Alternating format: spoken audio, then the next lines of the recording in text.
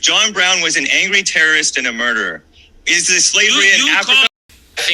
I think black people know what's best for themselves, right? They know the best answers to their own. If they did, would they be voting 96, 98% for Democrats? Vote. It's a red flag. I think there's a lot of melodrama about slavery and this pretense that they make it sound worse than it really was. I think there's Convincing deplorables like James Hake that slavery was bad is impossible. Why? Because James Hake is a white supremacist who doesn't see black people as people. He sees us as subhuman animals that need white guidance. But anti-racists must know how to argue against his comments. John Brown was a legendary abolitionist who dedicated himself and his family to fighting against slavery.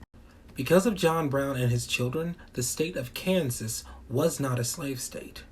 He dedicated his life to helping the Underground Railroad.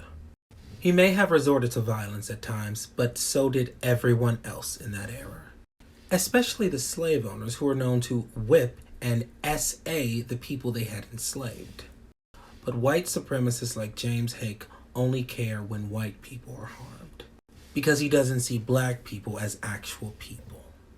Moreover, the sheer fact that African Americans do vote overwhelmingly for the Democratic Party shows that black people do know what's best for them. James Hake is not the only Republican who feels this way. James Hake is a neo-Confederate white supremacist, and most Republicans think the same way. They're just not dumb enough to say it out loud. These people are and have always been the enemy to every black person in America. People like James Hake have supported the war on drugs.